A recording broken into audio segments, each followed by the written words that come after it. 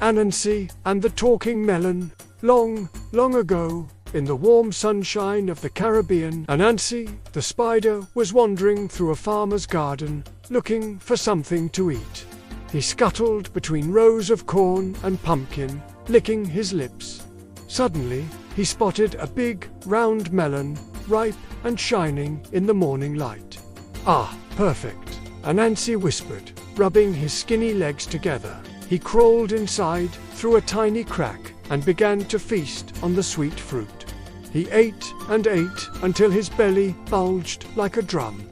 Soon, he was so stuffed he couldn't squeeze back out through the crack. "Oh no," Anancy groaned. "I've eaten too much. I'm stuck in here." For a while, he sulked, but then an idea crept into his mischievous mind. "If I can't get out, I'll at least have some fun."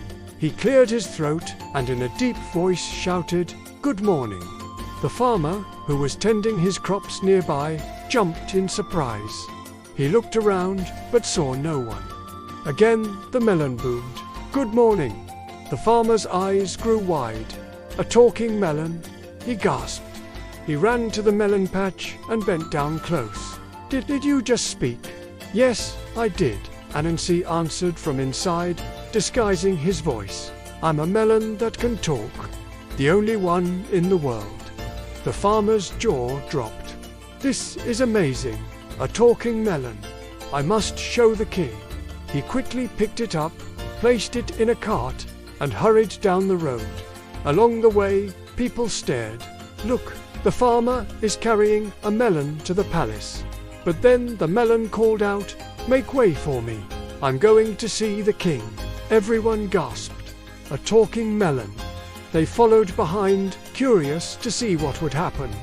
By the time the farmer reached the palace, a whole crowd had gathered. The guards stopped him at the gate. "What's this nonsense? You can't bring a melon to the king." But before the farmer could answer, the melon barked, "Out of the way, you fools. I demand an audience with the king." The guards stumbled back in shock, then quickly let the farmer inside. Soon, the king himself came down to see. "What is this I hear about a melon that talks?" The farmer placed the melon before him. "Your Majesty, see for yourself." The king bent low. "So, you can speak?" "Yes," said Anancy from inside. "I can speak better than you. In fact, I'm smarter than you too." The crowd gasped. The farmer trembled. No one dared insult the king. But the melon didn't stop. "You call yourself a ruler? Ha! I've met goats with more sense." The king's face turned red with anger. He shouted, "Throw this rude melon out of my palace immediately." The farmer grabbed it and stormed away. The crowd laughed and jeered. "A talking melon that insults the king. What nonsense." When they reached the edge of the garden, the farmer tossed the melon into the ditch.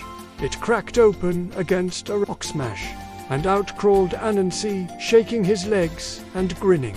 "Well, that was fun. Now, where's the next melon?" From that day, the story spread far and wide of the rude talking melon that embarrassed the king. And though no one ever found another talking fruit, people whispered that Anancy had something to do with it. Moral of the story: greed and mischief can trap you, but cleverness always finds a way out. Please like, share and subscribe to Anancy Tales TV for more Anancy Tales.